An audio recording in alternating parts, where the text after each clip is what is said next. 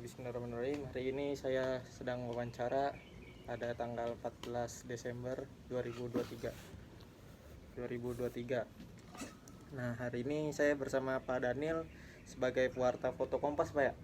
Bukan, persisnya saya di Gramedia Majalah. Oh, Gramedia Majalah. Saya di 5 Media. 5 Media. Apa aja tuh, Pak?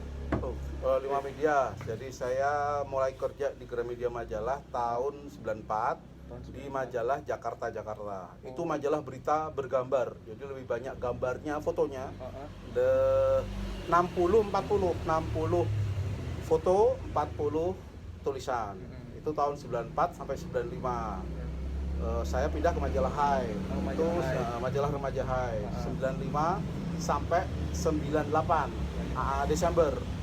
Jadi saya zaman reformasi 98 saya di majalah Hai. Oh, di majalah Hai. Terus di 99 pas pemerintahan Habibie saya di tabloid Info Metro. Itu punya Gramedia Majalah, tapi nggak sempat terbit. Nggak sempat terbit karena masih dummy itu contoh cetak. Jadi itu 5 bulan, Januari, Februari, Maret, April, Mei. Itu jadi timnya dari Gramedia Majalah yang diambil dari majalah ini itu satu tim. Terus akhirnya dibubarkan, nggak jadi terbit. Saya pindah ke Warta Kota. Warta Kota masih terbit sampai sekarang kan. Warta Kota dari Mei 99 sampai 2002. Jadi zaman Habibie, zaman Gus Dur, Megawati saya ngalamin di Warta Kota. Kemudian saya pindah ke Nova 2002. Nova itu tabloid wanita berita. Jadi berita mingguan wanita. Jadi itu dari 2002 malah lama saya. 2002 sampai 2014 saya akhirnya pensiun dini. Jadi pensiun dini sebenarnya penawaran pensiun dini banyak, itu terus saya ambil. Akhirnya saya usaha sendiri di rumah gitu. Basic online, apapun, ada kuliner, ada foto juga, jasa foto, ngajar, saya malah sering ngajar gitu kan. Jadi dosen tamu, guru tamu gitu. Itulah.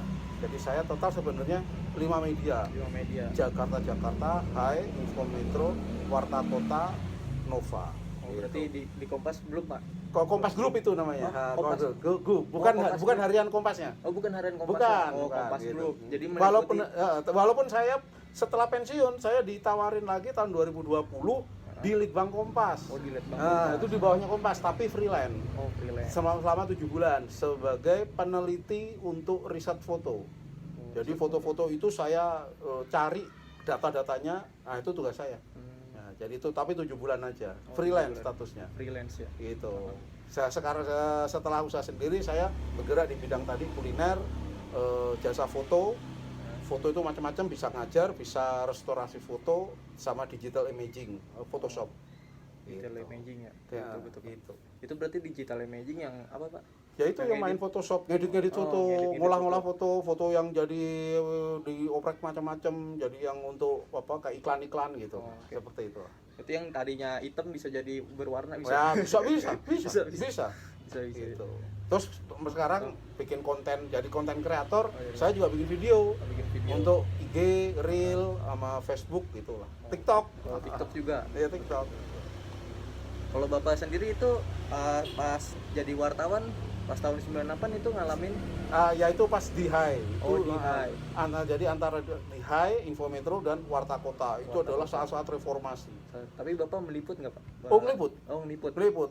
Peristiwa apa aja, Pak, yang waktu itu? Saat itu yang di Hai itu justru serba nggak sengaja. Oh, nggak sengaja. Ya karena Hai sendiri kan media remaja. Media remaja. Jadi sebenarnya bukan menjadi satu penugasan yang khusus yang harus utama gitu kan. Karena Hai itu sendiri liputannya kan remaja, terus kehidupan remaja, pelajar ya. Terus jadi kalau ada tawuran ya liputan tawuran, korbannya yang meninggal atau apa. Terus kemudian liputan lagi kalau konser musik yang datang ke Indonesia, penyanyi grup band, terus kemudian fashion remaja, terus kemudian apa lagi ya, traveling. Petualangan. Petualangan mau arung jeram, belayar. Saya pernah belayar. Saya belayar 3 bulan ke luar negeri ikut kapalnya TNI AL. Itu di Hai, karena dia ada rubrik laporan perjalanan, laporan perjalanan. Mau naik gunung sampai ke mana? Kartens sampai ke Himalaya itu ada. Oh, Apa, ada. Oh, di situ ada. sampai pelayaran. Nah, saya yang pernah tugasin ke pelayaran. Oke. Nah, justru setelah saat reformasi itu serba nggak sengaja, jadi saat itu mungkin lagi suasananya kan Krismon kan saat Ya, itu kan. Krismon. Kamu lahir tahun berapa? Wah, saya 2000 kalau belum lahir, Pak. Ya, itu Krismon. Jadi Krismon. semua di mana-mana itu situasinya kayak gini. Heeh. Sekarang enak, kita ada medsos. Dulu kan belum ada medsos. Dulu belum ada HP aja orang punya HP itu termasuk mewah zaman itu. HP zaman itu cuma bisa nelpon, terima telepon dan SMS dan main game Tetris zaman dulu. Itu udah paling wah itu. Situasinya apa? Barang-barang mahal, Oh, di mana-mana mahal. Bawaannya sensitif, situasinya tegang zaman dulu tuh. Karena apa? Banyak orang pada di PHK. Oh, banyak Di banget. PHK jauh banyak orang, kantor-kantor pada tutup. Itu karena dampak dari Krismon itu sendiri, Krismon Pak. Krismon itu kita jadi kalau ngomongin yang saya tahu ya, Krismon itu adalah saat dolar Indonesia tuh dulu satu dolarnya rupiah itu kalau di Dolarin. $1 Iya, itu $1. rupiahnya tuh kecil, Kecil. masih terjangkau, 2.300 rupiah. Nah, sekarang kan $1 berapa? 16.000 kan? 15.000, 16.000. 15.000. Nah, kayak gitu kan. Dulu gitu. Begitu ekonomi semua krisis dunia dan Indonesia kan ada dampaknya, banyak perusahaan-perusahaan pada tutup, banyak tiba-tiba orang jadi nganggur dadakan atau apa.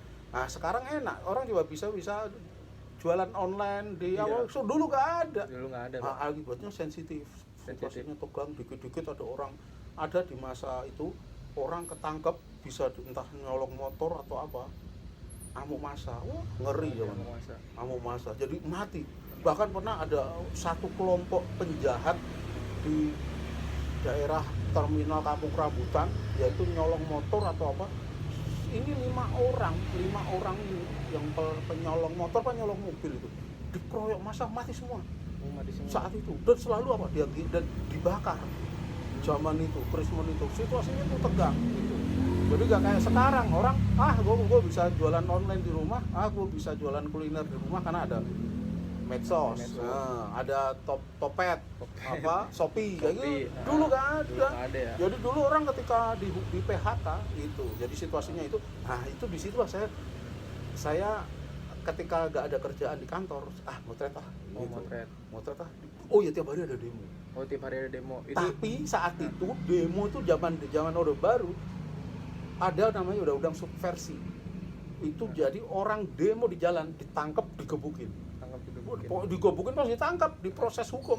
Zaman dulu karena belum ada namanya undang-undang unjuk rasa atau yang disahkan sekarang. Kalau sekarang mau demo dari pagi sampai sore pun boleh-boleh aja asal tidak mengganggu ketertiban, merusak sarana umum ya. Dulu begitu keluar kampus dikit dihajar. Zamannya Pak Harto. Makanya dulu demo-demo di dalam kampus aja. Dalam kampus aja. Itu dijagain sama tentara ya? Di luar udah ada tentara semua. Dan saat itu polisi masih jadi satu dengan ABRI. Oh, jadi dulu kan, oke. sekarang kan polisi udah bisa. Udah bisa, Kalau ya. ada Kapolri ya. Dulu ya Panglima ABRI ya, dia membawai polisi dan polisi di bawahnya ABRI. Jadi itu inisiatif saya. Ada demo. Nah, zaman dulu ya info-info kayak gitu ya dapatnya dari telepon teman. Nah, hari ini ada demo di mana? Sono di UI Depok. Oh, sono ada di. Udah saya berangkat naik angkutan umum. Zaman dulu enaknya apa? Belum macet separah sekarang. Dulu dikit-dikit naik angkutan umum aja bisa nyaman karena sepi, jalan tuh masih sepi. Sekarang kan motor banyak banget. Dulu orang punya motor tuh jarang. Apalagi mobil, tapi angkutan umum dulu jelek-jelek. Gak kayak sekarang. Sekarang bagus-bagus. Dulu banyak copetnya, banyak gerombolan yang begal di dalam angkutan. Pengamen ada. Banyak, enggak cuma pengamen, deklamasi, ada yang baca puisi di dalam bus, ada gitu. Kamu ngalamin nggak? Enggak kan? Oh, dulu tuh ada orang ngamen itu nggak pakai alat musik, dia bisa ngaku gini, saya baru keluar dari Cipinang, ini daripada saya nyolong, daripada saya merampok, mendingan saya dibantu, sambil ditodong gitu. Bukan, minta sumbangan. Minta sumbangan Sambil bawa topi atau bawa apa gitu di dalam bus. Sekarang udah nggak ada. Nah, di situ inisiatif semua saya. Saya motret dan demo. Nggak tahu dulu tuh, padahal dulu nggak ada HP. Dulu pager ada, saya bawa pager. Tahu pager nggak? Pager nggak tahu, Pak. Nah, bentuknya tuh kayak HP kecil, setengahnya HP. Nah, di situ kadang saya dikasih info teman-teman. Nah, dulu saya banyak bergaul sama teman-teman TV. Oh, Teman-teman TV itu dia selalu jaringannya kuat, info-infonya cepat. Nil, ada demo di sono. Masuk pager tuh kalau ngirim pager tuh ngirim pesan tuh kayak kita nerima pesan kayak oleh WA tapi lewat operator. Oh, lewat operator. Jadi gini misalnya nih Mbak, saya mau ada pihak keduanya Pak? Pihak kedua, Oh, betul, mediatornya. Karena itu jadi perusahaan, itu PT sendiri, kantor mana dulu yang paling terkenal, sangat terkenal itu Starco. Jadi misalnya selamat siang, saya Mbak operator, saya mau titip pesan ke teman saya namanya Daniel. Ada demo di daerah ini, makasih. Nah, nanti dia akan ngetikin ini masuk pesan-pesannya. Nah, itu pesannya bunyi itu paling kencang suaranya. Jadi kalau kita lagi kumpul sama teman-teman tuh pager itu jadi bergengsi itu. Bunyi wah, orang sibuk nih. Udah demo di sono. Nah, di situ saya berangkat demo. Jadi saya di mana, Pak? UI, waktu itu UI Depok sama Lenteng Agung. ISIP. Fotonya saya masih punya. ISIP apa? Institut Ilmu Sosial dan Politik. Kampus itu loh, kampus tercinta namanya, yang dekat rel Lenteng Agung. Di Jakpus ya? Enggak, Lenteng Agung. Lenteng Agung. Jagakarsa. Oh, Jagakarsa. Jadi itu sekalian jalan, karena habis Lenteng Agung, ISIP Lenteng Agung UI kan, UI Depok. Iya. Nah, di situ ada demo gede juga, tapi hujan, pas lagi hujan. Di dalam semua di dalam, nggak berani keluar. Karena di luar udah ada polisi, brimob, tentara semua udah di luar. Itu jadi foto itu terus semakin 97 Krismon semakin sering, tapi demonya ditangkapin semua. Jadi saat penangkapan tuh jadi semacam adegan menarik sendiri, bagaimana mereka dipukul, mereka bunuh, dibubarin. Ini udah begitu terus puncaknya reformasi Trisakti, penembakan Trisakti. Nah, itu saya datang. Oh, datang. Tapi saya entah ya nggak sudah namanya faktor luck ya. Saya pulang lebih dulu karena saya pikir Trisakti kan kampus orang kaya. Ya. Anak-anaknya juga keren-keren. Dan demonya di dalam semua saya fotoin gitu. Terus demonya keluar. Demonya keluar. Tentaranya banyak banget. Itu jalan Es Parman itu ditutup, depannya kantor wali kota Jakarta Barat zaman itu. Sekarang kantornya udah pindah. Sekarang kayaknya jadi gedung kosong. Jadi pokoknya dibarikade gitu supaya mereka nggak kemana-mana. Jadi begitu aman-aman aja, nggak ada apa-apa. Wartawan foto asing banyak di situ, karena itu menjadi pertama demo mahasiswa yang berani keluar dari pagar. Itu gitu. Karena inisiatif sendiri dari mahasiswanya gitu. Dan aman-aman aja, ya ditahan di di barikade, ya mereka bagiin bunga, terus mereka orasi atau apa itu dari siang masih terang panas banget jam 2 sampai sore. HP kira ada cukup lah tuh gitu. Saya pulang. Tiba-tiba saya ditelepon teman dari tabloid Kontan. Daniel, kamu tadi di Trisakti? Iya, tapi udah pulang. Gimana sih? 4 tewas. 4 tewas. Bener 4 tewas. Malam itu wah, situasinya tiba-tiba dari yang tegang tiba-tiba genting malam itu. Wah, tapi saya masih di kantor H itu di Jalan Panjang Kebun Jeruk dekat RCTI, itu masih di situ. Saya nggak berani keluar karena kan itu bukan kerjaannya majalah kan majalah remaja. Kan jadi tapi saya besoknya baru datang. Baru datang. Ternyata malam itu genting sampai Pangdam Jaya, Kapolda itu bikin semacam press conference, memang tewas. Itu empat mahasiswa Trisakti tewas ditembak. Tak pikir tewas digebukin atau apa tuh. Besoknya Kompas memberitakan bener 4 mahasiswa Trisakti tewas ditembak. Yang di foto Pak Julian itu kan ada tuh. Iya, yang geletak. Yang letak di jalan. Satu waktu itu, Pak. Saya ketemu sama Julian Siombing, ketemu di sana. Dia malah justru juga nggak pulang dan karena dia koran jadi ditongkrongin. Kalau dia koran jadi ditongkrongin sampai habis, sampai acaranya kelar itu tongkrongin. Mungkin karena koran kan. Dia dapat itu. Dan itu masih film, masih bukan digital, masih pakai roll film. Sambil diminum ya. Oh iya, Pak. Itu tuh esnya tuh. Nah, masih pakai roll film dan di situ terus besoknya saya ke Trisakti. Bener, sejak pagi suasananya udah tegang. Polisi semua tentara polisi semua udah ada di situ. Jadi jalan perempatan Grogol itu udah ditutup, orang nggak bisa lewat di sono tuh. Di situ Tapi saya motret di dalam, itu udah ada gas air mata, dikit-dikit gas air mata ditembakkan, jadi pedes banget udah kayak gitu. Foto saya banyak di situ. Jadi itulah ketika saya artinya merasakan reformasi saat di lingkungan Trisakti, Grogol di situ. Jadi seharian di Trisakti, tapi justru yang rame selain di situ adalah di sana di kamar mayat RSCM. Karena jenazahnya 4 itu dibawa ke sana untuk di apa namanya? Otopsi. Nah, diotopsi oleh Pak Munim Idris, sudah almarhum. Ahli otopsi. Waktu itu motret. Enggak, saya enggak. Saya justru boleh saat di wartawan lain pada motret di sana. Kalau aku seharian di Trisakti terus. Di Trisakti terus. Besoknya berlanjut terus, terus saya di situlah tiba-tiba ada provokasi di luar, orang kayak udah tersistematis gitu, ayo keluar, ayo ngasih contoh nih, hancurin rambu-rambu dijatuhin, didorong-dorong ya, fasilitas umum semua apalagi masyarakat lagi krismon, banyak pengangguran, banyak ini tahu-tahu ikut ini, terus mulai kantor apa dilempari bom molotov atau apa, tiba-tiba besoknya udah mulai penjarahan di mana-mana. Itu di daerah-daerah Jakarta Barat, Glodok udah mulai menjuarah toko-toko atau gitu. Dan sampai ada yang banyak yang terbakar itu kan di Klender, terus di mana itu. Semua terpusatnya ke tapi aku nggak motret malah, karena aku lebih motret ke keliling Jakarta. Jadi bekas mobil-mobil yang terbakar, toko-toko yang dihancurin massa, dan di saat itu masih bulan Mei, itu semua masih bulan Mei. Bulan Mei itu bulan yang sangat-sangat sangat panjang ketika yaitu tadi hampir tiap hari itu ada penjarahan di sana. Terus ada setelah itu tanggal 20 Mei kendaraan militer ada di tengah kota.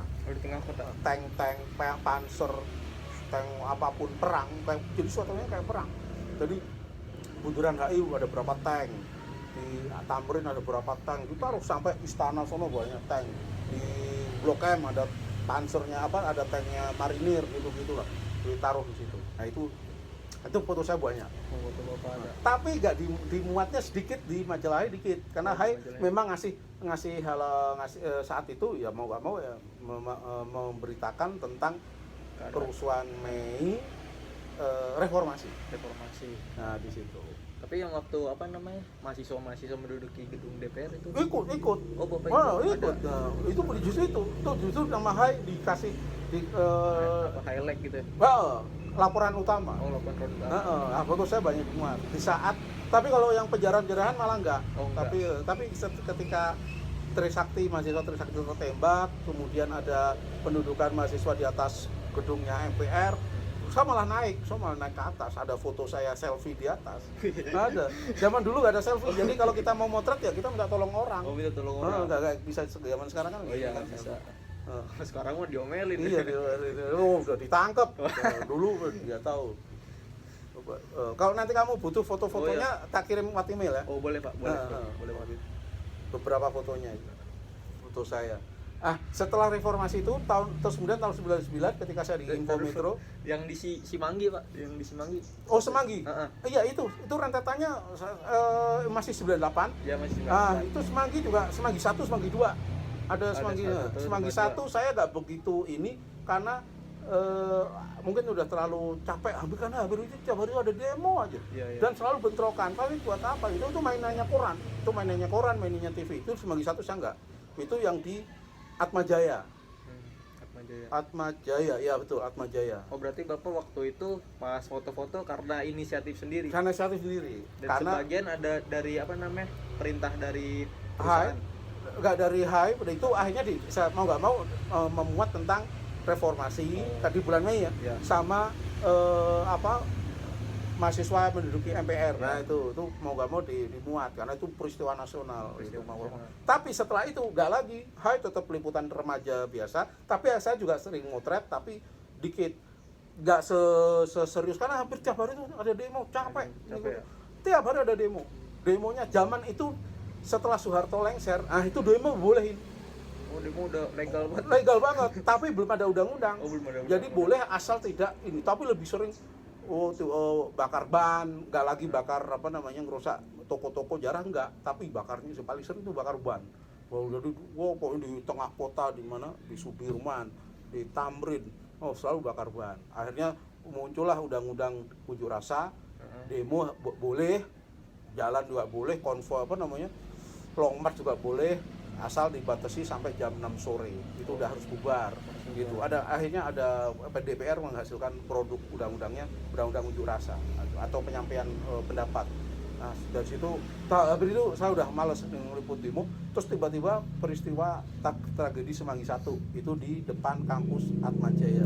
Itu 2 atau 3 mahasiswa mati tembak gitu. Tapi malamnya saya ke sana, itu masih bentrokan. Itu panser. Jadi Atmajaya itu diserbu pansernya ABRI, zaman itu ABRI kan. Jadi diserbu apa, ada yang digebukin, ada yang gitu. Itu masih. Terus dari Atmajaya keluar bom molotov yang dari botol-botol keluar gitu. Kayak gitu. Terus habis itu udah besoknya terus keprihatinan. Demonya tentang itu, menuntut Apangap Wiranto untuk bertanggung jawab dan pelakunya diadili kayak gitu. Kemudian saya di Warta Kota, tragedi Semanggi 2. Saat itu penolakan undang-undang PKB bukan nama partai. Pemberlakuan keadaan bahaya, itu disingkat PKB. Jadi kalau negara dalam keadaan bahaya itu harus ngapain. Jadi itu dikhawatirkan sama orang, sebagian kelompok kayak pro demokrasi itu dianggap kayak undang-undang subversi lain. Setelah Pak Harto turun, undang-undang subversi dihapus. Undang-undang subversi dulu itu orang rapat dikit ditangkap, zaman Pak Harto. Kita bikin rapat-rapat gitu ya, sama Pak Harto ditangkap kita. Ditangkap. Kamu sama temen nih, berapa orang, 10 orang, bikin rapat-rapat gelap, ditangkap, di rumah kek, di kampus kek, ditangkap, zamannya Pak Harto. Nah, zaman sekarang nggak ada, zaman dulu, apalagi kamu demo di luar, ke luar pagar gitu, ke jalan-jalan, pasti dia tangkap, digebukin, pakai undang-undang subversi. Punya senjata sampai sekarang masih berlaku. Kamu nggak punya surat resmi, kamu tiba-tiba punya pistol, itu kamu ditangkap. Sekarang pun ada undang-undangnya. Kamu kalau punya pistol atau apa, nggak punya suratnya, malah kamu dipenjara langsung. Sekarang pun juga ada undang-undangnya sekarang. Kalau dulu lebih keras lagi. Makanya dulu ada pelawak gepeng, dengar nggak pelawak gepeng Sri Mulat? Ya. Dia punya pistol, nggak punya suratnya, ditangkap dia. Oh, harus punya suratnya dulu ya? Kena undang-undang subversi dia. Seperti itu. Tapi kalau untuk proses si foto ini jadi berita, itu gimana Pak? Saat itu nggak ada, makanya saat itu saya foto aja tak kumpulin aja. Oh, dikumpulin aja? Walaupun majalahnya hanya muat saat itu di bulan Mei adalah saat mahasiswa Trisakti tertembak. Itu jadiin halaman sendiri halaman laporan utama tadi, highlight tadi. Terus sama reformasi mahasiswa naik gedung MPR itu dimuat majalah. Tapi setelah itu majalahnya nggak muat lagi itu. Sementara saya sering liputan itu di luar penugasan HAI. Jadi saya inisiatif sendiri. Film beli sendiri, jam itu masih pakai roll film kan. Jadi saya beli sendiri. Terus akibatnya hanya dicetak untuk diri sendiri. Nah, belakangan zaman dulu nggak ada medsos, jadi kita narsis susah. Dulu mau narsis tuh harus lewat majalah lain. Nah, untungnya biar dimuat fotonya. Ada sih majalah dulu adalah majalah Fotomedia. Itu punya Kompas Gramedia juga. Jadi majalah khusus fotografi namanya Fotomedia. Udah tutup. Udah tutup. Dia itu foto-fotoku tak kirim, dimuat banyak, ya dapat honor, lumayan lah ya. Yang paling penting saat itu bukan honornya, nama. Eksistensi. Benar. Ya kan? Sekarang karena ada medsos, ada Facebook, ada IG, ada TikTok, ada apa? Orang nggak peduli kan? Gue mau thread kapanpun, toh gue posting akun gue sendiri kan. Kayak kamu kan, kamu dari pagi bangun tidur, kuliah sampai nanti malam kamu kegiatanmu ya. Zaman dulu kasihan kayak kita nih, nggak ada medsos. Jadi ketika saya motretin demo-demo yang hampir tiap hari itu, nggak bisa dipasang di mana, nggak ada medianya. Jadi ya udah dinikmati sendiri, dicetak sendiri, disimpan sendiri. Untungnya itu justru yang ada hikmahnya di saya sekarang ini. Ngerti maksudnya? Ngerti. Teman-teman saya sesama fotografer yang artinya masih hidup kayak saya gitu kan, pada ngiri sama saya. Nil, kamu telaten ya dulu kan? Iya dulu kan kita gak ada medsos, gak ada media sosial. Ketika kita motret-motret gak selalu dimuat sama media tempat kita kerja. Nah kita buat apa? Ya udah kita nikmati sendiri. Nah, dicetak berapa lembar terus di ini enggak tuh habis itu simpan di kardus nih. Tapi zaman dulu udah ada digital juga Pak? Belum. Belum ada. Digital tuh baru mulai 2003 2004. Medsos baru Saya mulai kira udah ada. Nggak ada, masih raw film. Masih raw film. Dan kalau kita tuh dulu kalau motret itu deg-degannya tuh tinggi karena apa? Pakai raw film. Raw film bentuknya tahu sih kan? Raw film bentuknya. Kita proses cuci itu 15.000 atau 10.000 lah, lupa saya. Pokoknya antara 10.000 sampai 15.000 satu roll, itu baru dicuci. Nanti jadi ini kan, klisenya kan? Iya. Tahu kan? Nah, Hitam putih gitu. Oh, boleh Pak.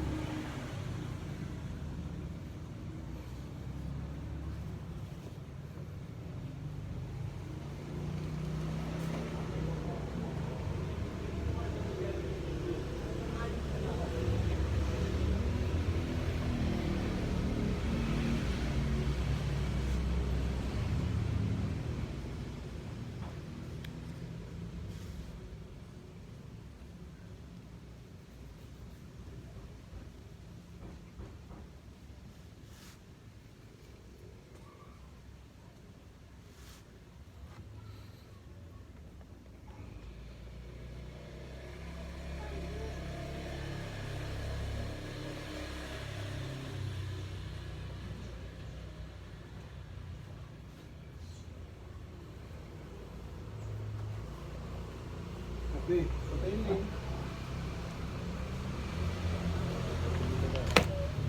Nah, ini kalau roll filmnya, nah ini diproses cuci seperti ini. Oh, dicuci itu. Nah, ini jadi klise. Nah, kan jadi dulu ya fotografer dulu ya gini. Nah, terus dilihat. Ini kan negatif, bukan Ya. positif. Kalau ini positif. Nah, ini positif. Nah, slide. Atau istilahnya slide. Oh, slide. Ini positif, makanya gak positif tuh Ya, gambarnya kelihatan. Masih kelihatan. kelihatan kan? Nah, positif. Nah, ini negatif. Oh, Kenapa saya tahu. kebalikannya? Oh, kebalikannya. Nah, gambarnya kan kebalikannya Iya, kan. betul. Nah, kalau ini positif Oh. atau slide kalau istilahnya. Nah, ini slide. Saya baru tahu Pak. Hah? Saya baru tahu kalau ada nama positifnya terus kelihatan. Saya taunya negatif doang. Iya, ada dan mahal. Oh, mahal. Mahal. Positif itu justru untuk iklan. Gitu. Jadi zaman dulu tuh orang kalau pakai positif itu tujuannya untuk pemotretan iklan. Karena dia nggak perlu dicetak lagi dan dia kalau mau digedein itu tajam. Resolusinya bagus apa Ya, gimana? resolusinya bagus. Terus kemudian warnanya dia tuh stabil. Kalau saya nyeken, saya kan ada scanner gitu ya. Scanner khusus klise. Ini dia sekarang kalau saya scan dia agak cenderung kuning. Kalau ini dia tuh seperti ini. Seperti apa adanya ini. Nah, ini namanya natural nih Pak. ya makanya seperti ini nih. Banyak saya dulu. Nah, tapi mahal dulu. Nah, ini positif. Nih pameran di Ahalin pesawat F16 Jakarta Aerosport tahun 94. Oh, 94. Nah, ini sebenarnya filmnya tuh sama kayak gini, cuma ini kan dipotong-potong. Zaman dulu tuh ada yang jual bingkai kecil-kecil gini plastik. Ini satu dus isi 100 lah pokoknya. Jadi sebenarnya filmnya kayak gini juga. Satu roll. Nah, cuma karena dia ini terus digunting-gunting, dipilihin gitu. Kayak kita apa namanya? Kalau di thumbnailnya digital kan, gua pilih ini. Nah, ini dulu kalau udah dipilih ya diguntingin terus ditaruh di bingkai. Tapi kalau yang koran-koran pakai ini Pak. Koran-koran pakai ini. Oh, koran-koran pakai ini gitu. Kalau ini biasanya iklan. Oh, iklan. Foto-foto iklan gitu. Nah, dulu aku tuh telaten. Aku bikin gini, pesen nama sablon. Apa namanya? Amplop ini. Ini fileku pribadi. Oh, Beli roll beli film sendiri. Gitu. Jadi inilah era analog itu seperti ini. Bagaimana kita motret satu roll, diproses cuci. Dan proses cuci kan di tempat kayak Berarti semua wartawan pakai roll film. Iya, Nggak ada yang digital Pak. belum ada. Sulit. Belum ada. Yang Kompas pun juga belum. Belum punya. Belum Belum punya. ada teknologi. Belum ada. Kompas saja ketika awal-awal ada ini ceritanya dari temen ya. Sono, Kompas secara duit ya kaya banget gitu. Tapi teknologinya belum ada. Zaman itu jadi semua bukan karena yang kaya udah digital, yang nggak kaya itu bukan. Saat itu belum ada digital. Jadi dari semua orang paling kaya sekalipun semua sama motretnya, pakai roll film. Kompas saja yang saya dengar dari orang Kompas ketika awal muncul digital itu harga kameranya itu 100 juta, tapi megapikselnya tahu nggak berapa? 5 megapiksel. Iya, kayak apa tuh? Kalah kan? Nah, harganya 100 jutaan. Tapi sama Kompas dibeli. Karena Itu tahun berapa tuh? 2000. Tahun 2000. Katanya atau 99 lah pokoknya itu kapan. Jadi Kompas duit nggak masalah, tapi begitu muncul kamera Kodak, mereknya Kodak. Jadi kameranya gede gitu. Kodak terus berat lah gitu. Terus memory cardnya juga gede. Nggak kayak sekarang kan kecil. yang kecil kan. Nah, dulu gak ada segini kayak kartu kayak apalah pokoknya kalau di memory cardnya itu 5 megapiksel aja harganya 100-an juta kameranya. Tapi Kompas beli karena cepat buat itu. Nah, lama-lama terus ini. Jadi dulu kalau kita mau nyuci cetak nyuci itu harus ngantri sama masyarakat umum. Iya kan Gak ada tempat khusus. Gak ada khusus wartawan sih juga. Misalnya dulu yang paling terkenal di daerah Tamrin yang khusus fotografer yang sering liputan Berandai, ada namanya Adiwarna Foto. Makanya disebut AFP tadi. Jadi, yuk kemana ke AFP bukan AFP kantor berita Prancis tadi, tapi AFP Adiwarna Foto di Jalan Sabang. Kayaknya sekarang udah tutup. Adiwarna Foto. Tapi nggak tahu, kayaknya masih sih kalau kata teman-teman ada, tapi udah digital nih, udah cetak digital.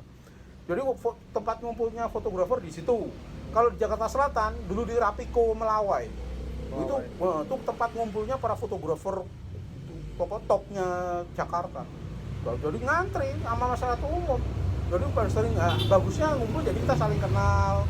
Jadi ada sekarang di grup-grup WA ya gitu, fotografer ex Rapiko Melawai gitu. Jadi kita dulu udah kenal, udah tua-tua sih.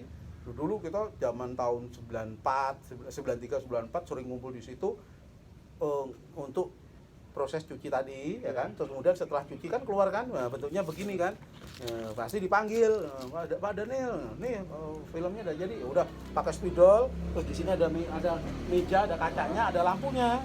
Ada lampu neonnya gitu. Oh, ini centangin pakai spidol. Ini tolong nih yang dicentangin cetak 3R. Cetak. Bapak kalau waktu itu moto langsung pencetnya satu cek gitu kan. Oh, ada itu kameranya, tapi sangat jarang. Ya jadi kokang. Oh, dikokang dulu, Pak. Berarti satu-satu dulu, Pak. Oh, gitu, bayangin. Gak kayak sekarang.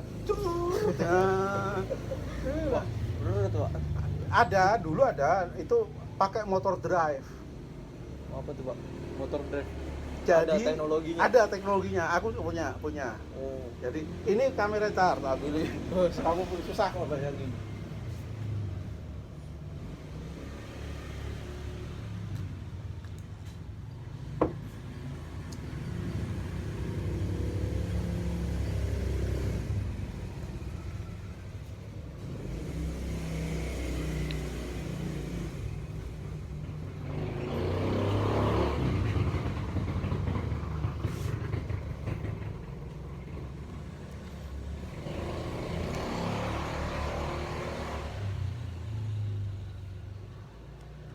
Ini kamera manual,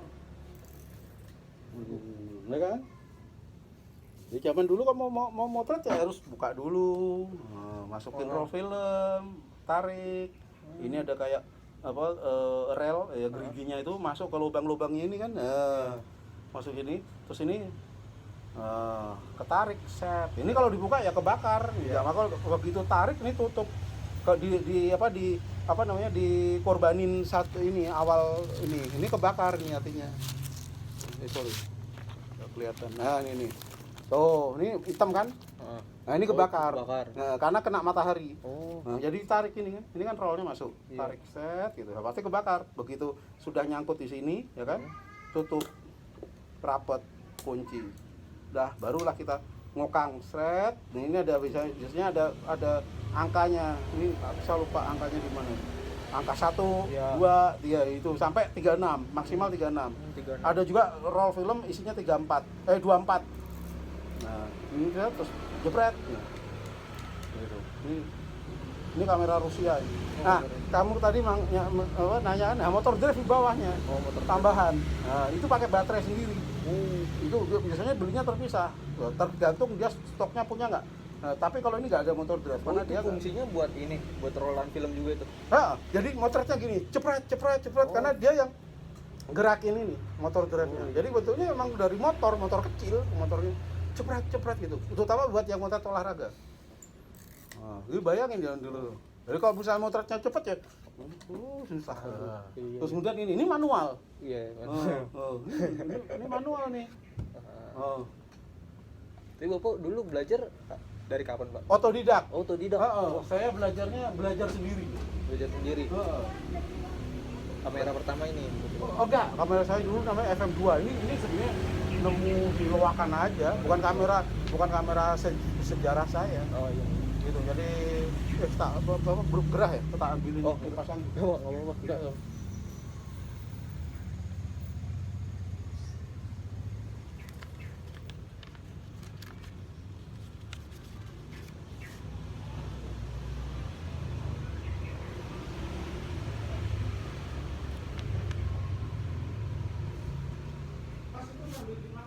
Oh iya, Pak.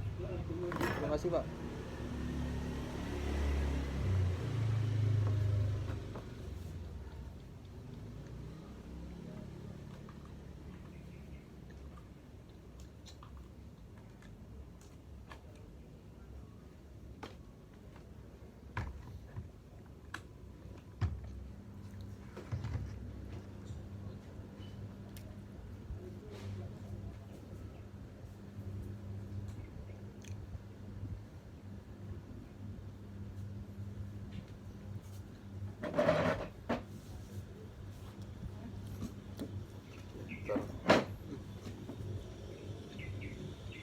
Udah santai aja.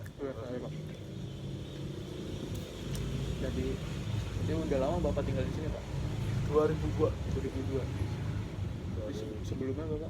Di kos dari Berarti tahun Bapak asli aslinya Betawi. Kudus, Kudus, Jawa Tengah. Jawa Tengah. Yang ada terkenal soto Kudus, jarum Kudus ya, jarum jenang. Tapi saya merantau ke Jakarta tahun 88, kos di Kebun Sirih, pindah ke justru lama di daerah Blok M, daerah dekat Blok A, pokoknya daerah dekat Panglima Polim itu lama itu. Jadi pindah kos ini, pindah lagi ada kos kosong, beda. Jadi daerahnya tetap sama, wilayahnya ibaratnya sama, tapi pindah kosnya beda-beda. Kos di sini, terus kos di sana. Dulu di sana di daerah Blok A Jakarta Selatan. Ya dekat Blok M lah. Jadi kalau ke Blok M jalan kaki, cukup jalan kaki aja. Itu terus akhirnya pindah ke Palmerah tahun 95 begitu di Hai itu pindah ke Palmerah. Lama di Palmerah sampai tahun 2002. Terus 2002 ini ngontrak di sini terus yang punya tiba-tiba dia udah ditugaskan ke Semarang. Terus saya ditawari, rumah mau tak jual. Saya beli. rumahnya ya sudah saya beli. Udah bawa beli di sini. Oh dulu berarti masih murah, Pak, di daerah sini? Ya masih murah. Ini kosong, masih kosong, kebun. Ini depannya masih kosong. Ini sebelah kanan maksudnya Ciledug kan, udah Ciledug, Pak. Apa? Ini udah masuk Ciledug. Udah masuk Ciledug. Ini Kodia ya, bukan kabupaten. Bukan Tangsel. Bukan Tangsel. Ya? Kalau kamu kan kampusmu kan Tangsel. Iya, Tangsel. Tapi ini agak berapa kilometer, 3 kilometer ke belakang saya udah Tangsel. Kalau di sini kalau mau ke Ciledug itu mau ke Kota Madia Tangerang itu malah jauh, tapi ke Jakarta malah deket. Nah, itu. Kok jadi malah deketan ke Jakarta Ya, gitu. lebih dekat. Makanya. Tadi kata saya lihat di maps. Iya. Ya kembali lagi soal roll film.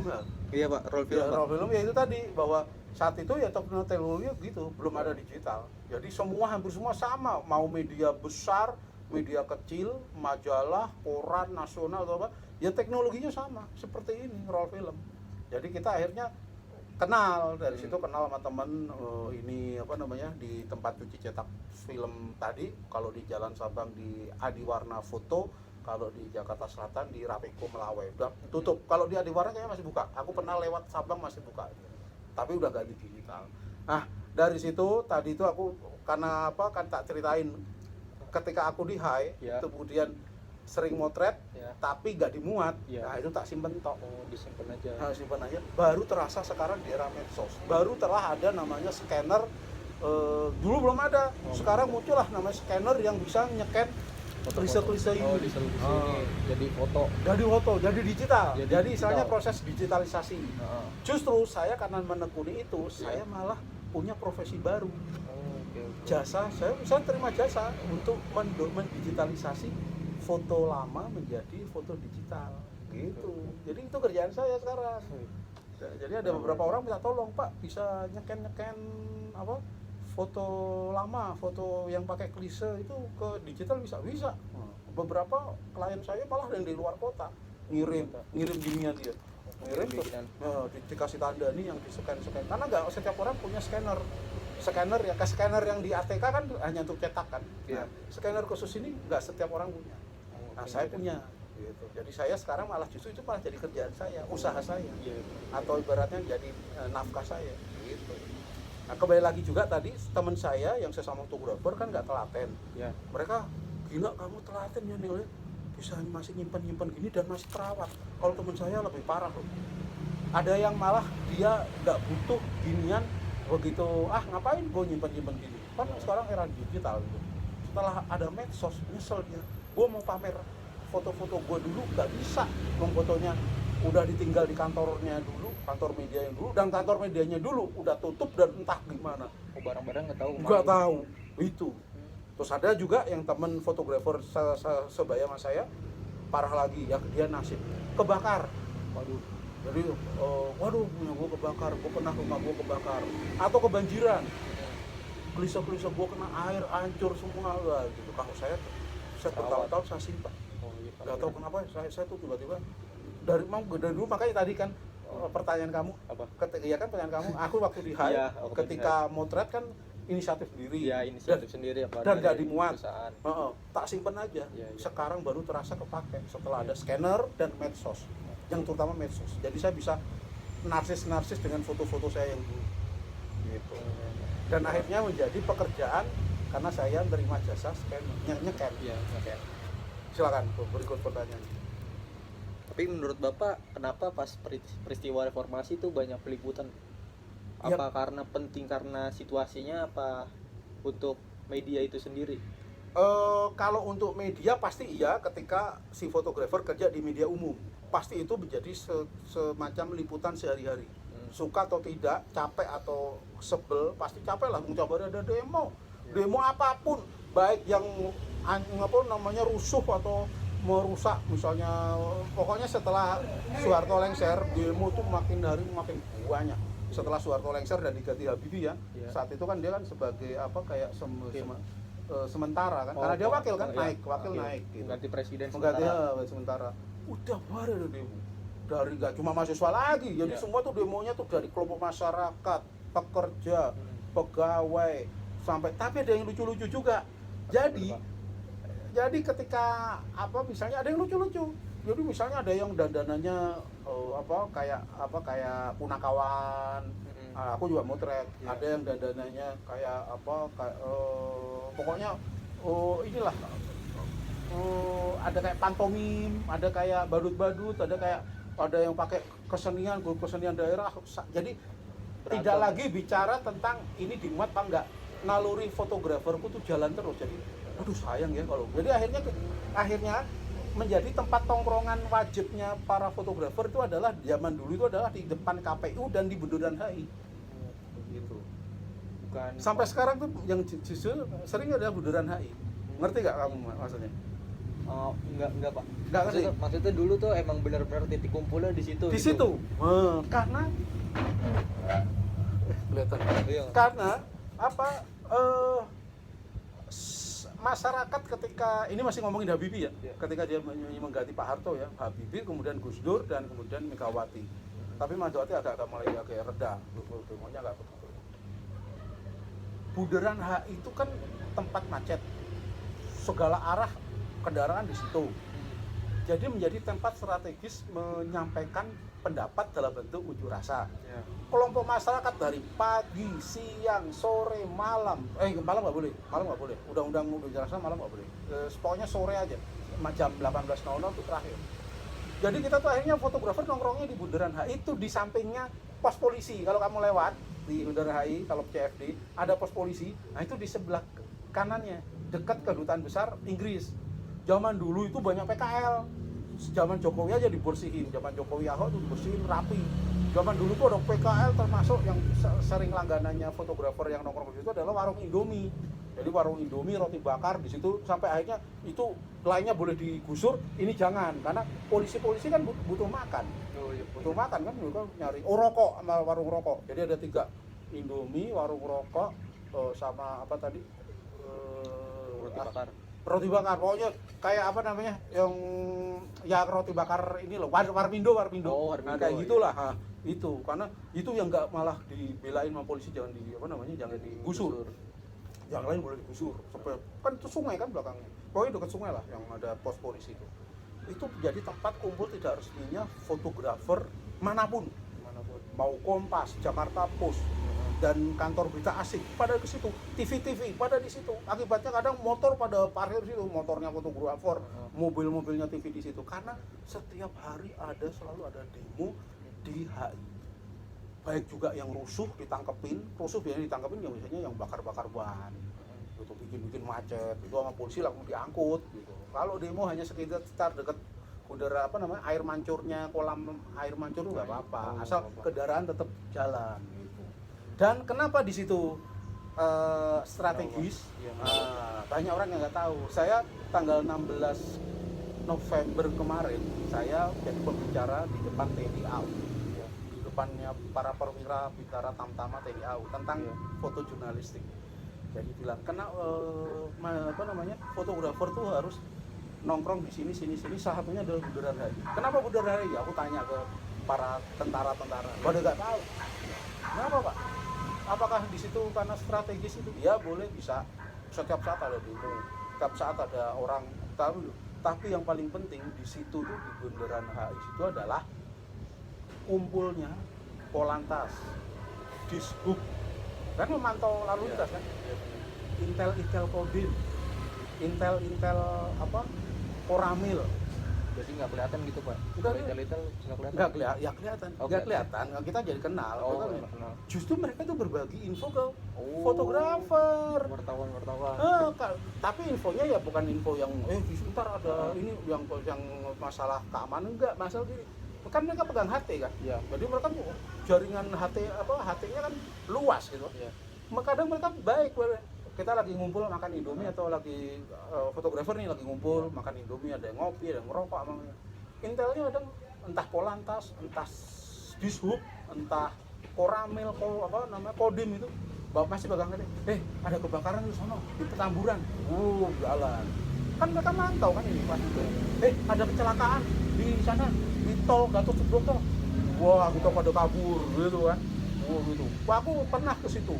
Waktu itu lagi rame-ramenya promo iklan Bank BRI yang konsepnya adalah mobil jatuh dari gedung. Itu kalau ada dulu tuh ada iklannya, itu iklannya Bank BRI. Iklannya Bank BRI. Ya, itu memang ada. Jadi ada mobil, hadiahnya mobil, seolah-olah mobilnya itu jatuh dari gedung. Jadi kalau kamu jadi nasabah BRI dengan nilai tabungannya sekian, nanti bisa ikut diundi dapat mobil. Pas saat itu lagi trennya iklan itu tahun 2003. Aku itu masih film kalau nggak salah, masih film. Aku nongkrong hari Minggu itu. Aku bawa kamera kecil, bawa kamera pocket. Tiba-tiba ada polisi ngomong, di sana di ITC Permata Hijau ada mobil jatuh. Kita ketawa kan, itu paling iklannya BRI Pak, gitu. Kan BRI kan sering kali tadi. Tapi ini katanya serius, 4 tewas, gitu. Maksud sih? Kita masih, jangan-jangan itu iklan BRI Pak. Sampai ngomong gitu kita sama polisinya, sama Intel tadi. Enggak, ini 4 tewas katanya. Udah ke sono naik motor, aku naik motor. Bener. Mobil Honda Jazz jatuh dari parkiran di atas di ITC Permata Hijau. Satu keluarga tewas semua. Ibu, bapak, anak 2. Karena itu yang bawa ibunya baru pertama kali nyetir Matic. Jadi kebablasan, dia lupa itu rem atau gas, itu keloncat dari itu jatuh, wah mati. Itu ya, makanya tadi nongkrong di HI itu potensial dapat berita itu sejak zaman reformasi. Jadi itu malah nanti kamu bisa masukin dalam skripsimu bahwa dulu fotografer tuh kalau mau menangkap momen, mau mendapatkan info-info bagus tentang peristiwa-peristiwa di hari itu, di jam itu. Bahkan waktu pernah dengar nggak ada pesawat helikopter jatuh di Hotel Sahid? Aku juga ngontrak, ada, itu tewas pilot sama bagian marketingnya. Jadi tuh zaman itu kayaknya tahun 2003 deh. Itu juga masih film yang dapat pas saat di jenazahnya dikeluarin dari helikopter, jadi jatuh di kolam renangnya Hotel Sahid. Jadi cewek cakep, itu bagian marketing humasnya, perusahaan jasa udara. Jadi itu ada perusahaan jasa udara yang buat para eksekutif atau orang-orang kaya yang mau menghindari macetnya Jakarta bisa naik helikopter mini, helikopter kapasitas cuma 4 orang dari rumah ke kantor atau kantor ke rumah. Lapangannya cukup lapangan bola voli atau lapangan basket ya, gitu bisa itu. Si ceweknya ini yang cakep itu juga ikut tewas. Meninggal semua itu Pak? Meninggal semua, jatuh, katanya jatuh gagal apalah jatuh. Nah itu pertama dari Intel gitu, pas lagi helikopter jatuh di Hotel Sahid. Serius, helikopter jatuh di hotel kan, artinya kalau jatuh di jalan itu hotel. Bener, Kompas yang dapat lebih dulu gitu, dapat dulu. Nah itu, jadi kembali lagi bahwa saat itu untuk memantau demo-demo, akhirnya melebar, memantau suatu peristiwa-peristiwa yang sangat yang di kota Jakarta, entah kebakaran, kecelakaan, lalu lintas, kecelakaan yang lain, terus kemudian amu massa, main hakim sendiri atau apa, itu justru pada nongkrongnya di HI, Bundaran HI. Persisnya adalah di samping pos polisi yang belakangnya ada sungai, itu di situ. Jadi tapi kebelakangannya aku dengar mereka udah karena pokoknya sejak zaman Ahok nggak warung Indominya udah bener-bener digusur. Akhirnya di sana di daerah deket taman, ada taman di kota di daerah Menteng itu namanya Jalan Indramayu, jalan apalah. Jadi itu kalau seberangnya Imam Bonjol tuh gedungnya Babang Bumidaya di situ. Jadi fotografernya pada di situ, pada nongkrongnya di situ. Kalau ada teman-teman Bapak di situ Pak? Kalau sekarang nggak kenal, karena mereka generasi fotografer sekarang. Kalau ya generasi saya udah nggak nongkrong lagi, mereka udah kayak saya, udah pada pensiun dini, udah pensiun. Tapi ada yang di koran-koran? Oh, koran masih. Kan sekarang juga banyak yang pada tutup, koran-koran majalah pada tutup, nggak seramai kayak dulu. Dulu tabloid apapun, koran apapun, dari Jawa, pos dari daerah, maksudnya koran daerah yang ada kantor cabangnya di Jakarta, itu pada nongkrong di situ. Jadi di situ kalau mau dapat info-info di Bundaran HI. Jadi kalau kaitannya secara sejak reformasi 98, 99, era Habibie, Gus Dur, Megawati, pokoknya tuh demo hampir tiap hari. Akhirnya tidak lagi reformasinya udah hilang. Demonya adalah masyarakat umum. Jadi masyarakat tentang serikat pekerja. Terus ada lagi demo-demo yang hubungannya dengan HAM, Papua, Aceh, apalagi saat operasi militer di Aceh, operasi militer di Papua, yang demo adalah orang-orang yang peduli HAM. Itu lebih ngacak lah, ngacaknya itu lebih umum. Wajah-wajahnya bukan wajah mahasiswa lagi, wajahnya umum. Wajah umum ya, gitu. Tapi isu yang dibawakan adalah tentang HAM, Papua. Terus apalagi saat tahun 2000 persis itu, itu banyak foto-foto. Bom, teror bom. Dikit-dikit teror bom. Dulu tahun 2000 tuh pernah dalam satu hari itu bom itu meledak di beberapa tempat zaman itu. itu bom Natal. Jadi gereja ini dibom, gereja ini dibom, itu tahun 2000 persis. Itu Oh, yang ada ini banser itu bukan, Pak? betul ya, Oh, Banser NU yang Ya. menyelamatkan itu. Ya. Itu pokoknya ya itu era bom. Era bom itu berakhir setelah pentolan apa namanya? Pentolannya dari Malaysia itu Nurdin Antop dan Dr. Asyari udah tewas. Itu baru mereda karena itu kan dalangnya mereka. Jadi dulu pokoknya kalau balik lagi ke tahun 98 reformasi yang demo-demonya wajahnya mahasiswa semua, Ya. lama-lama umum kata orang. Lama-lama umum. Dan demo boleh-boleh aja asal tidak merusak. Kalau merusak pasti ditangkap. Sekarang ditangkap.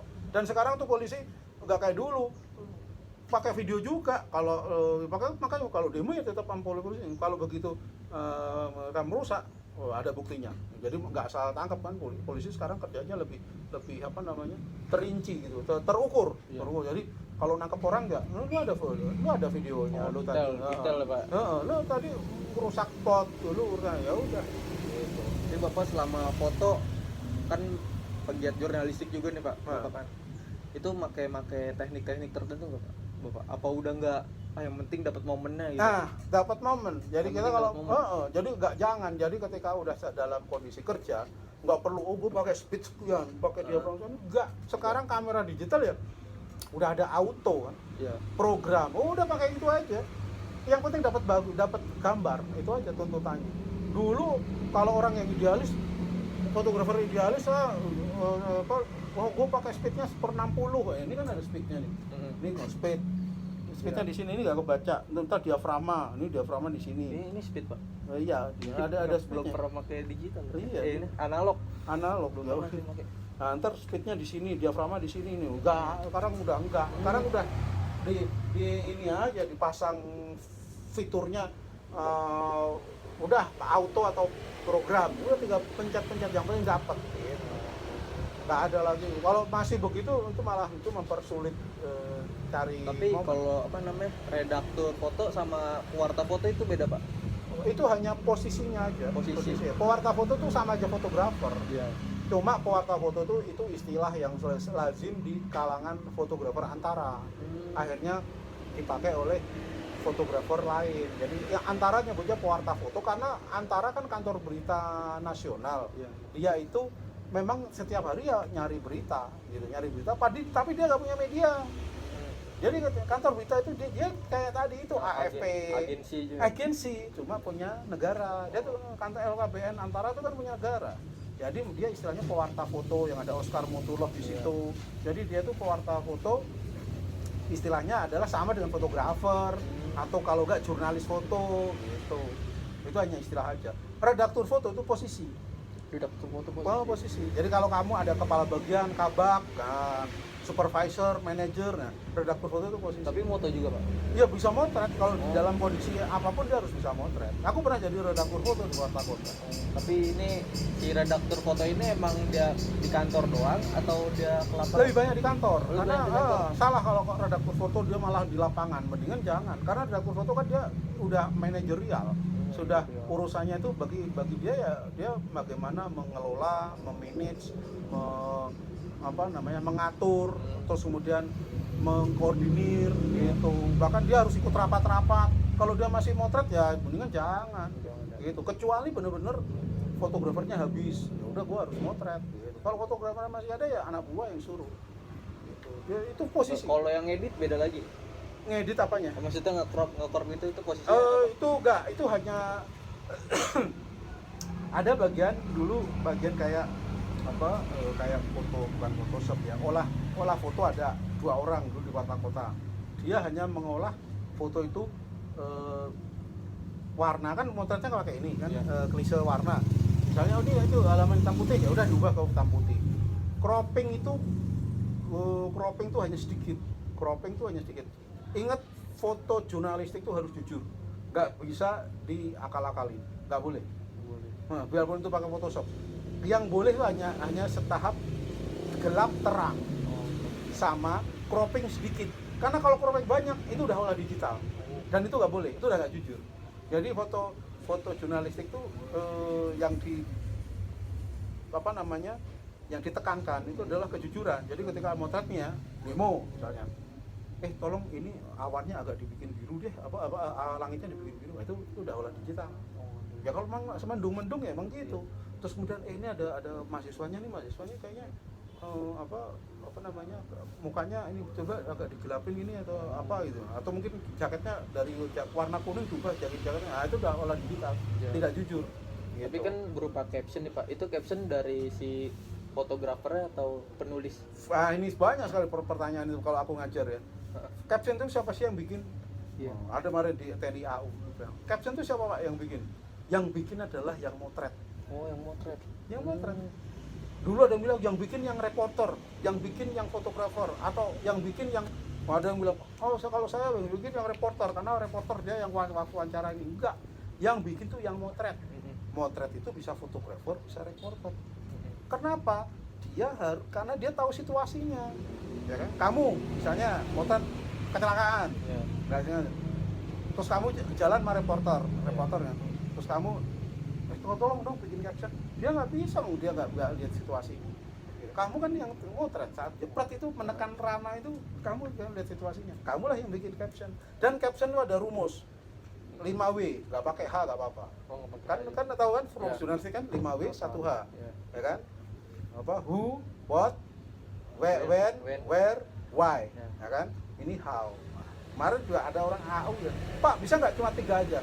Nggak bisa Pak, nggak bisa nawar, nggak bisa ditawar. Oh gitu ya, nggak bisa, harus 5 W gitu. Misalnya kunjungan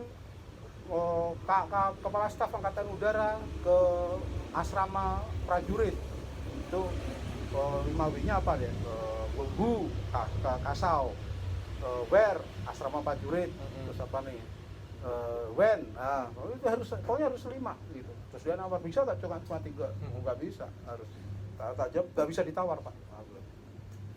Jadi apa tadi caption ya, itu caption. Yang bikin yang motret karena dia tahu situasinya. Apakah itu yang motret reporter, apakah itu fotografer, itu penekanannya. Tapi reporter itu lebih condong kalau itu Pak, tulis doang atau foto? Tulis doang. Tapi ketika dia saat itu meliput dan tidak ada fotografer, kan dulu di Warta Kota setiap reporter dibekali kamera pocket. Kamera pocket. Dia dibekali. Jadi ketika dia dia biasa liputan kriminal ya, kemudian ada gelar perkara, kemudian ada gelar barang bukti, terus kemudian ke TKP, ya dia motret kan. Kalau dirasa itu peristiwa gede, baru dia kontak kantor. Ini kayaknya misalnya gede nih kriminalnya, ini kayaknya bisa nasional. Gua butuh fotografer. Redaktur sono di kantor tugasin fotografer. Dulu aku juga pernah ditugasin. Nil, kamu di mana? Lagi di Blok M. Coba kamu geser ke sono ke Polda Metro Jaya, ada gelar perkara, itu kayaknya kasus gede tuh.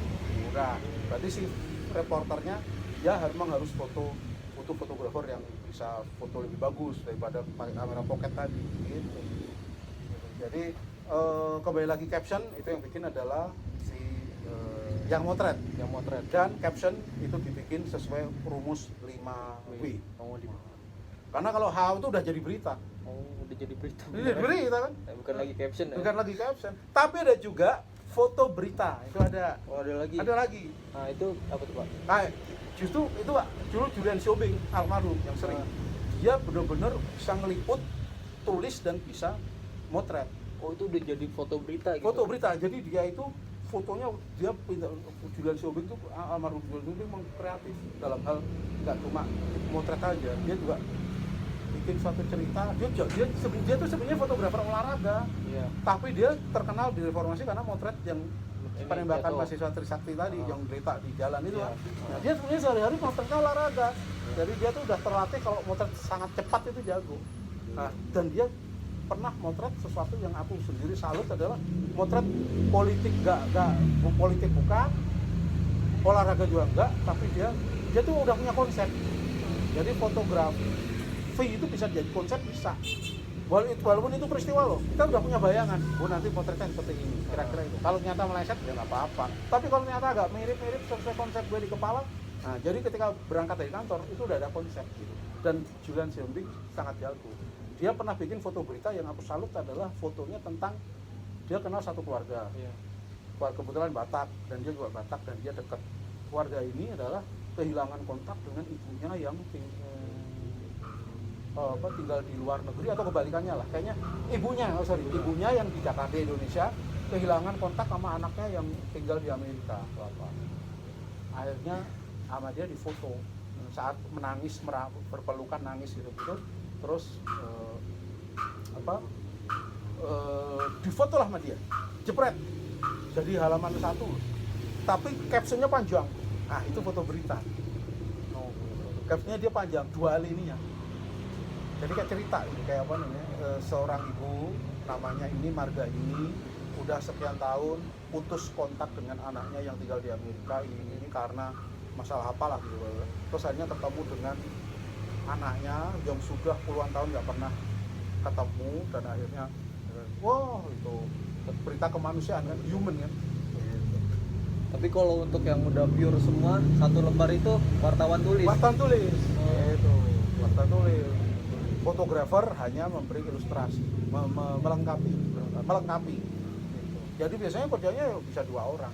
Apalagi kalau investigasi reporting, nah itu dia bisa berhari-hari. Liputan tuh nggak harus sehari jadi, nggak bisa juga seminggu jadi, bisa juga. Itu biasanya investigasi reporting tentang apapun, mau politik, ekonomi, kriminal, feature.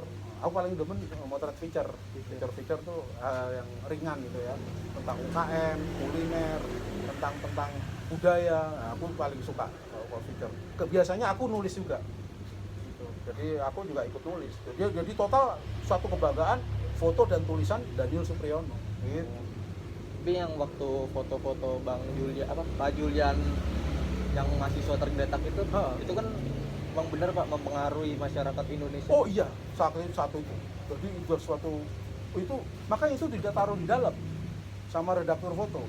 Ingat ya, yang naruh di dalam dan di luar itu bukan fotografer. Siapa?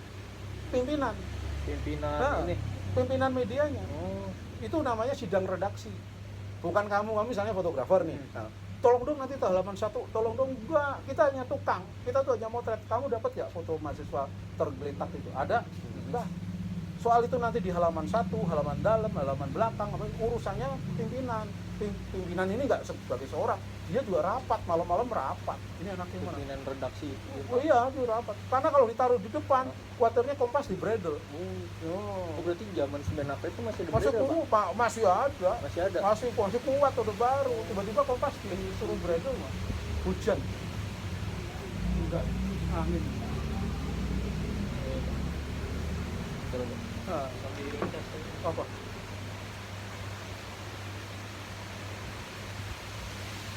Oh iya, hujan.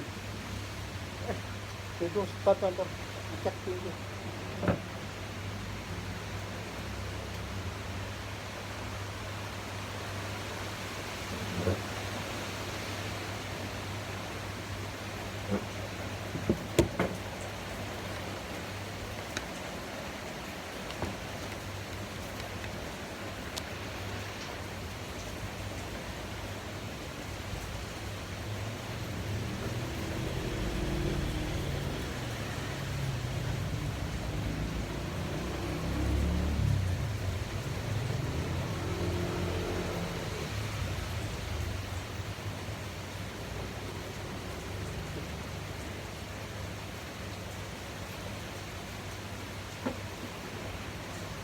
Oh masih ada bredel dulu Pak? Oh masih bisa bredel. Oh, Ya, tapi kira tahun 98 itu emang udah informasi itu udah terbuka gitu Pak? iya udah terbuka, udah, tapi masih tetap bisa lagi di filter. Oh masih di filter.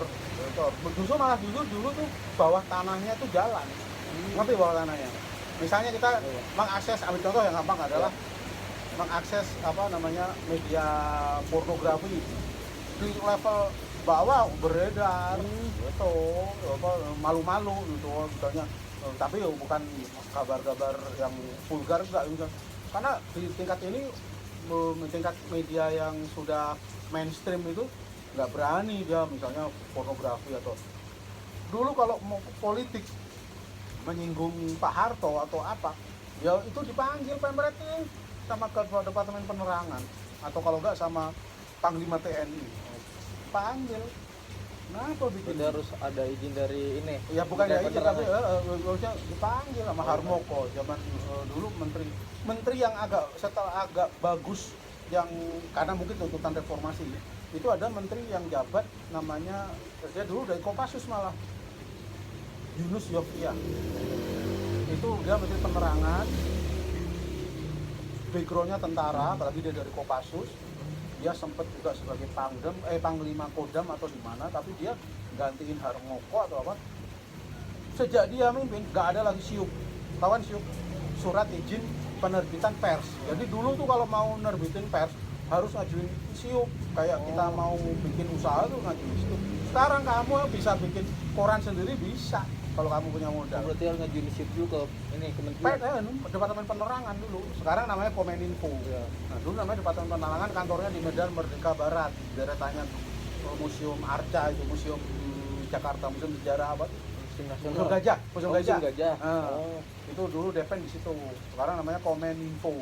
Dulu ke Departemen Penerangan, jadi kalau mau ngajuin bikin tabloid, koran, majalah baru apa, udah izinnya ke situ dan bayar mahal gitu. Kalau sekarang enggak, sejak reformasi begitu Menteri Penerangan dijabat oleh Pak Yunus Yofia, silakan bikin. Bagus saat itu media apapun muncul, dari media umum, media lifestyle, media remaja, kesehatan, religi, yang klinik-klinik mistis, sampai apa yang tadi esek-esek itu, wah banyak tabloid-tabloid yang isinya seksi-seksi doang, nggak ada beritanya sama sekali, isinya foto-foto semi-semi gitu banyak, tapi akhirnya rontok semua karena kan kembali lagi pasar, masyarakat pembaca kan, pembacanya udah nggak suka ya wes kalah apa tutup.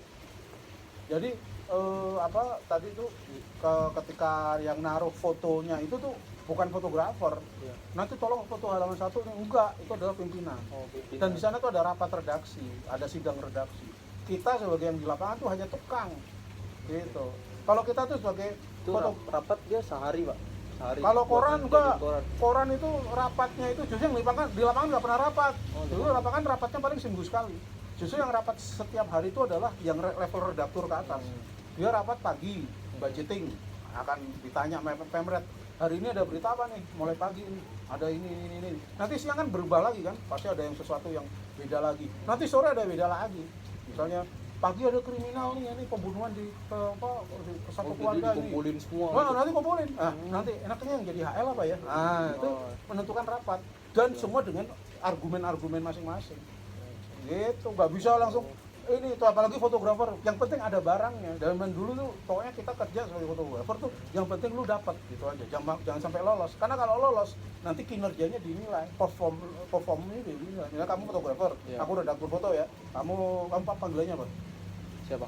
Kamu panggilannya di Maman panggilannya. Ya, Man, tolong fotoin ada demo di HI itu, Man, gini entah gimana kamu nggak dapat ya kan. Man, dapat nggak foto yang di HI tadi? Aduh, aku kelewatan ini. Waduh, gimana? Jadi HL nih. Wah, stres tuh buat fotografer. Stres itu. Oh iya, stres. Kalau minta ke fotografer lain, beli. Ya akhirnya beli. Akhirnya. Ya udahlah kalau tapi kalau udah keputusan rapat redaksi, fotonya demo yang tadi di HI ya. Ini karena ini demonya itu menyangkut masyarakat banyak ini gitu kan. Tapi kita nggak dapat. Ya udah cari aja. Kantor berita lain pasti punya lah, kantor berita lain pasti punya. Itu berarti benar-benar dibeli, Pak. Beli. Kalau nyata kantor berita lain juga hanya ada Jawa Pos ya punya, padahal pesaing ya, misalnya pesaing. Ya udah mau nggak mau beli sama Jawa Pos, elunya aja di akhirnya tuh goblok lu gitu. Itu pemandangan sehari-hari begitu. Kerjaannya gitu. Lu gimana, payah lu nggak dapat, kenapa lo gitu. Saya dulu pernah gitu, gitu. Pernah ada ya lucu juga kan, namanya kerja koran kan, ini aku waktu itu masih kos di Palmerah belakang Kompas, kos ya, lu petakan gitu ya, masih bujang. Jadi jam-jam tertentu tuh capek kan, naik motor, terus aku bawa HP, udah ada HP apa gitu, HP ya punya model gede, aku pegang HT. Karena di Warta Kota tuh ada HT juga. HT itu kita bisa calling itu pakai call sign gitu. Aku call signnya dulu Warkot 8 Garut Pelangi. Aku pulang ke kos, tidur, capek banget soalnya. Ternyata aku selama ini dipanggil. Diteleponin tak mati. Balik ke kantor sore gitu. Padahal aku udah dari pagi udah dapat foto banyak banget, foto macam-macam itu, ditugasin ini atau inisiatif juga dapat, atau yang kebetulan misalnya lagi jalan ada kecelakaan tak foto dapat. Ternyata ada foto penting. Daniel, lu gimana sih dipanggil-panggil pakai HP kabar. Emang lu mana? Waduh maaf bos, aku bilangnya nggak tidur marahin. Drop baterai drop, nggak bisa dong, lu nggak bawa charger apa kenapa? Tadi ada berita gini, ya untung sih ada yang jalan ke sono. Lu mana sih lu? Gua nggak cerita, mau kau tidur, baru tidur dimarahin. Oh, jangan bilang tidur. Jangan tidur. Aku bilang baterai drop, baterai drop, masuk baterai drop, hati drop, kan udah untung ada yang dapat gitu. Nah itu mempengaruhi kinerja kita. Jadi nanti ada laporannya di kayak rapor kerjaan. Kalau di dalam media tuh ada istilahnya rapor tuh namanya KPI, KPI. Kadang diplesetin PKI. PKI lu gimana? Maksudnya rapor. Kalau di Kompas Media tuh surat SP ya, Pak. iya, ujung-ujungnya SP. Jadi ujungnya SP. SP1, SP2, SP3. Kalau gitu. Ada. Jadi istilahnya KPI, KPI. KPI lo gimana bulan ini? Karena itu ada nilai duitnya. Kamu rajin, gaji naik. Kamu, apalagi kalau kamu dapat eksklusif, naik lagi. Gitu. Memang itu ada insentif.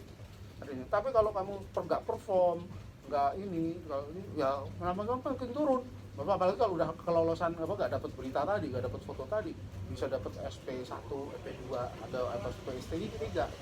Tapi itu jarang sih, biasanya paling SP1 aja, SP1. Maksudnya bisa memang sangat penting banget sih foto foto gitu. itu sih inisial, berarti itu pas sial banget. Pas sial banget gitu. Kok iya pas foto yang lagi dibutuhin. Pikir kan fotonya bisa halaman 2 atau halaman dalam. Ternyata foto buat halaman 1 itu, waduh. Lu kenapa nggak motret ke HI gitu kan? Tapi ada juga yang pas reformasi, Bapak punya temen ini. Wartawan foto antara. Banyak. Pewarta foto antara. Seangkatan sama Bapak berarti? Ada. Banyak. Ya, ada boleh ini Pak diwawancara Pak berarti? Kontak aja, ntar ada namanya Oscar Motuloh ada kalau mau. Kantornya malah dia sekarang punya usaha sendiri berhubungan dengan foto. Kamu malah gampang di ITC Fatmawati. Namanya Mata Waktu organisasi. Jadi kayak itu foto-foto semua ya Pak? Itu dia sama beberapa fotografer bikin semacam usaha, semacam kayak IO pameran, juga kurator pameran, kurator buku, diskusi buku. Jadi kantornya di ITC Fatmawati. Oh berarti dia hadir terus Pak? Ada terus kayaknya, ada di situ. Kecuali kalau dia lagi ada job, berarti dia keluar kota. Dia kayaknya udah total ITC Fatmawati. Ntar tak kasih ya, mau bilang aja. Itu malah sebagai narasumber juga bisa. Kembali lagi tadi itu bahwa kalau dalam redaksional ketika tadi fotografer tuh sejatinya ya tukang, gitu aja, tukang. Kita bekerja itu 80% adalah penugasan, 20% tuh ide kita. Nggak bisa kita tuh potret 80%, 100% ide kita nggak bisa. Makanya kita di lapangan itu. Di lapangan tuh itu maunya kantor, maunya penugasan. Ya. Jadi kalau kita benar-benar motret ya sekarang era medsos itu motret maunya kita semua kan. Gue idealis kan, idealis. Gue mau motret maunya gue doang gitu kan. Kalau selama saya 20 tahun kerja di media itu maunya kantor. Mau motret fashion, tapi saya beruntung. Saya bukannya sombong, semua foto saya kerjakan. Yang nggak bisa adalah drone sama underwater. Jadi kamu sebut foto jenis apapun, aku pernah motret. Tapi yang nggak aku bisa adalah drone dan underwater. Karena nggak punya alat dan nggak punya ilmu, dan underwater aku nggak bisa berenang. Gitu. Karena ada fotografer yang bisa underwater, ada drone gitu kan. Aku nggak. Aku motret fashion bisa, berita bisa, lifestyle bisa, kuliner bisa. Di Nova motret konsep banyak banget. Ilustrasi itu macam-macam. Kalau di Nova tuh ilustrasi tentang kesehatan, ilustrasi tentang rumah tangga. Itu biasanya ilustrasi tuh pakai modelnya kita bayar. Modelnya bisa anak, bisa yang jadi orang tua, yang jadi bapak ibunya siapa, itu kita bayar. Itu ilustrasi. Ilustrasi. Jadi kayak foto iklan lah. Landscape, interior, eksterior, pokoknya arsitektur bisa. Yang nggak bisa itu tadi dua aja, drone dan underwater. Aku beruntung di 5 media, jadi motret apa-apa bisa. Tapi ada organisasi sendiri kan Pak? Apanya? PWFI. Ada. Oh, Bapak PFI. termasuk. Oh, PFI. PFI, Pewarta Foto Indonesia. Aku termasuk anggota pertama. Oh, anggota Bapak pertama. termasuk anggota yang pertama. bikin ADART pertama. Ada itunya, semacam maklumat. Oh, Maklumatnya jadi ada nama siapa pendirinya PFI itu. Ya aku termasuk kan alfabetnya. Iya. A siapa, B siapa, terus ada Supriyono itu ada. Itu kan di tahun 98, Pak. 97. Oh, Malah 97. 97 sebelum reformasi. Oh, tapi yang Ya. saya lihat tuh 98 bacanya. 98 98 dibentuk gitu. dibentuk kayaknya Enggak. 997 kayak gitu. 97 ya? 97 aku masih ingat kok ADART-nya dulu nyusunnya di mana di galeri foto Antara. Itu terus karena setelah itu aku pergi ke Lampung. Aku ingatnya 97. Ada sih aku masih nyimpen itu. Malah teman-teman pada aku punya itunya kayak bukletnya itu loh, kayak katalognya. Teman-teman malah gak punya. Nil, tolong scanin deh, ntar bagiin teman-teman angkatan pertama ya. Tak bagi gitu. Jadi high res itu tak. Benar ini, Pak. Nah, Menarik, Pak. ya itu tadi bahwa mungkin banyak orang yang nggak tahu, bahkan kemarin ya aku ngasih semacam pelatihan jurnalistik ke angkatan udara, bahwa dalam kalau mereka di sana itu nggak ada rapat redaksi. Aku baru tahu bahwa kami nggak, mereka tuh adalah instruksi dari pimpinan. Jadi mereka tuh meliput tuh karena instruksi dari pimpinan. Tolong liputan ini. Misalnya kunjungan paling banyak kunjungan Kasau, Kepala Staf Angkatan Udara. Kasau lagi ke sono, lagi ke kota ini, lagi ke pangkalan ini, itu lebih banyak itu.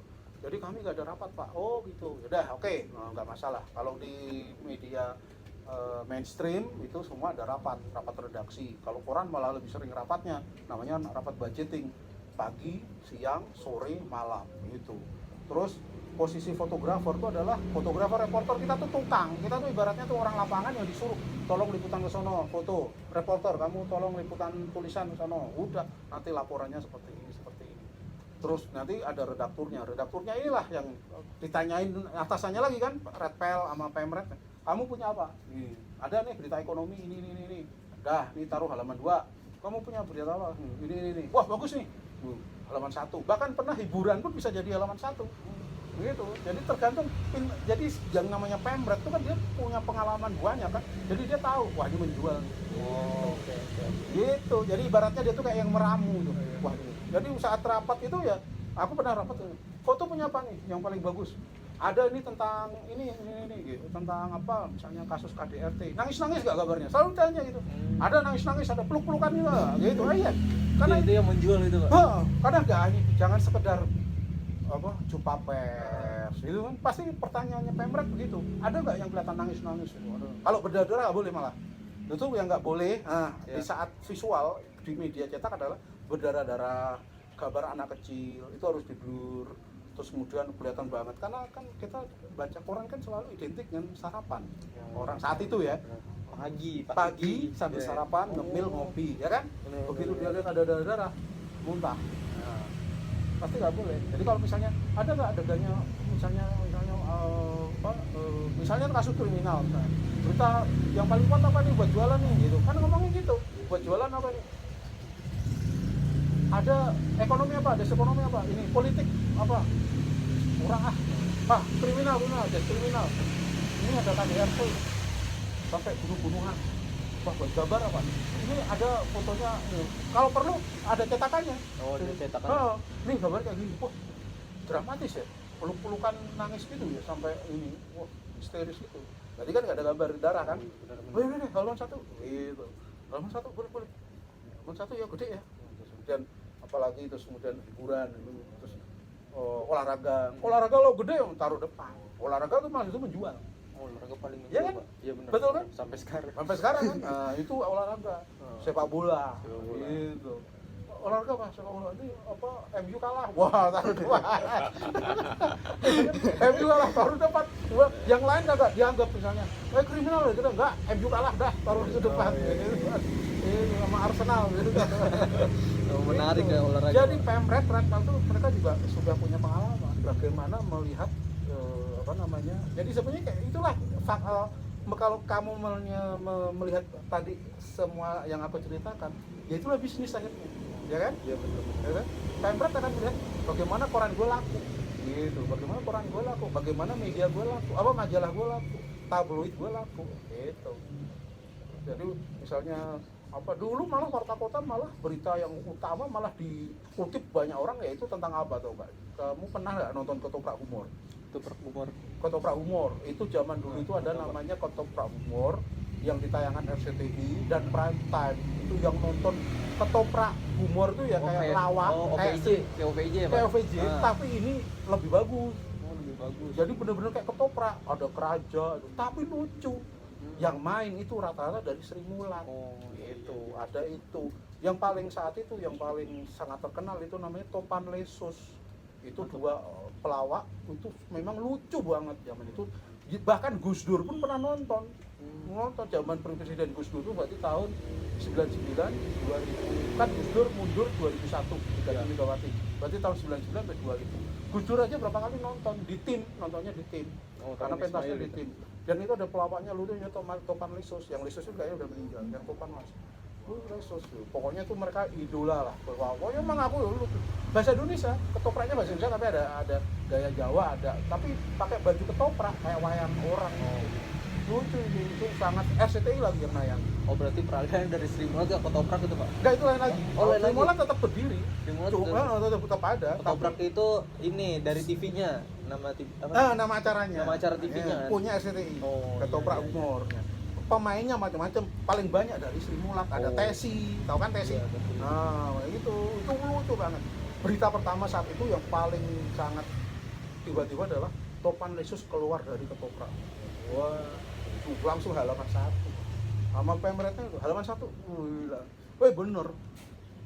Di apa namanya? Dikutipnya malah kebalik. Mas Detikcom. Padahal ini koran kan? Iya. Koran kan artinya terbitnya kan harian. Iya. Detikcom kan setiap saat kan terbitin kan harusnya kan Detikcom. Malah dia ngutip dari Warta Kota. Kebalik kan. Lucu kan? Iya. Detikcom kan online. Iya. Dia malah ngutip koran. Nah, Sampai segitu pentingnya.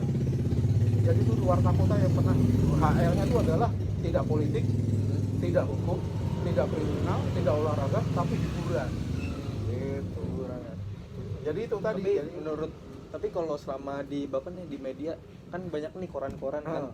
Menurut Bapak itu koran-koran banyak ada pasar-pasar tersendiri? ada pasar tersendiri, ada juga pasar tersendiri. Tapi secara umum kalau sekarang itu secara umum ya habis karena udah habis. kalah sama media online. Oh iya, iya. Oleh HP. Iya, iya. Coba sekarang orang bangun tidur, kamu ngukur diri sendiri deh. Iya. Kamu bangun tidur, apa yang kamu pegang? HP. HP, lihat jam, buka dan- sosmed, ntar. Iya kan? Orang zaman dulu kalau bangun tidur ke kamar mandi dulu kan, Iya. baru baca koran. Kalau sekarang orang bangun tidur, baca HP, baru ke kamar mandi, pipis, ya kan? Balik kan. Terus nanti tidur, Iya, iya. baca HP lagi. Kalau dulu nggak ada tuh, orang mau tidur baca koran nggak pernah. Koran selalu habisnya dibaca saat pagi. Nanti siang udah lain lagi. Siang udah TV. Oh, siang udah TV. TV berjaya TV. Itu koran itu berjayanya pagi. Dia dibaca pagi. Ya nggak semua sih baca Oh, buat jadi bahan obrolan di misalnya ketemu orang, Nah, ada berita ini loh iya, gitu. Itu. Tapi nggak dibaca semua. Baru Oh, kalau iya. baca koran secara khusus ya bisa sampai sore. Tapi siang tuh TV yang merajai. SCTV, dulu Indosiar, Fokus Indosiar, berita-berita TV ya maksudnya. Dulu seputar Indonesia RCTI. Selalu putar Indonesia terus sudah hilang pamor. Dulu liputan 6 SCTV itu sangat ditunggu orang. Kalau sore dulu yang ditunggu pemirsa di zaman Orde Baru itu TV itu Antv. Dia punya program Cakrawala. Itu beritanya kriminal paling sore. Kriminal, pokoknya dia paling lebih banyak kriminal. Ini apa? Misalnya ya KDRT lah, apa terus amu massa, orang dibakar gitu. Ya foto apa gambarnya sih ada tapi di blur semua. Iya, iya. Gitu. Tapi orang dia tuh ngeri. Oke, Pak. Sepertinya cukup, Pak. Oh gitu. Iya. Oke, Terima kasih. tar dulu. Oh, iya. Aku mau tadi nyari orang untuk motret saat ini. Oh iya, benar-benar. Aku juga perlu di ini foto dulu.